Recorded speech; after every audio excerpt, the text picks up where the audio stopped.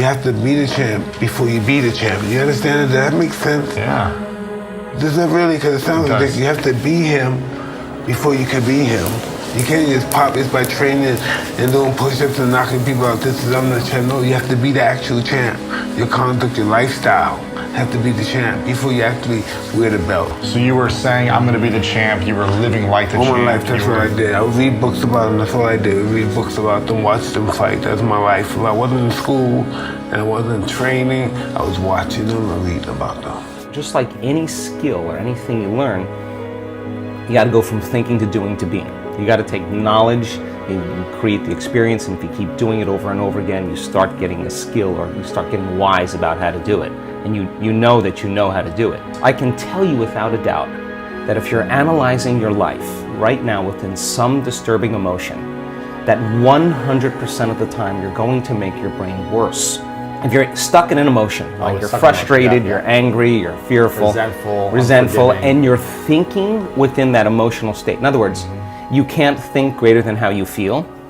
That means then you were thinking in the past, because those emotions are a record or residue of the past. So we see people in the process of change that are analyzing, and that kind of drives the brain into higher states of arousal and further away from true change.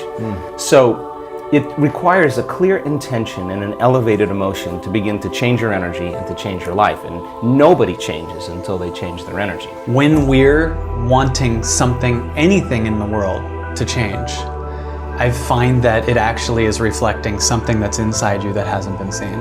Most of the people I meet that really want to make money often have a major fear of not having it, which is weird because energetically you're putting out to the world, I'm scared of not having it, much more than I wanted, right? Because I find that this is a weird thing to say, but when you really want something, you're not ready for it. You're not in the alignment for it. So true. Let's say you're someone who believes who you are is someone who makes $20,000 a year. Like, that's in your story. You grew up that way. You heard sentences like money doesn't grow on trees, or it's the root of all evil. So you have these deep-rooted beliefs that you're evil, right, if you do this. So you have this thing going, and then that also is what drives you, bizarrely. Like, you're scared of that, right? So you're sitting here looking through this tunnel.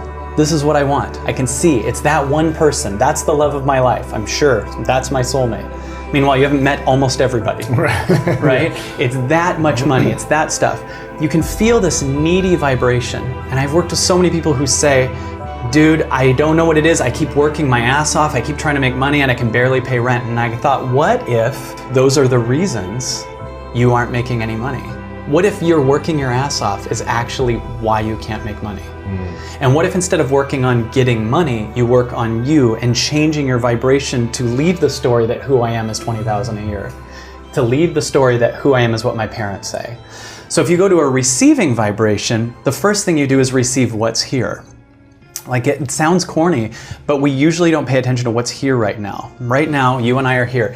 Everything we think our story is, our accomplishments, our problems, are BS. We're just this moment. It's true. And everyone watching this, if you really understand the highest truth of what's going on, we're all even. There's no, this person is better or less, and there's none of that. We're just this space that's here. Now from here, you have sky's the limit possibilities. But if it goes through the lens of who I am as this past story, this limitation, this person that tried to achieve it and failed, is someone who gets love by failing over and over, is someone who has to stay small. Like, I'm sure people watching this right now would go, oh, he doesn't know my story. Yeah, but that's your story, which is past, so it's fictional, because there's no such thing as the past. So everything about you that you perceive about yourself based on past evidence is bullshit. Everything.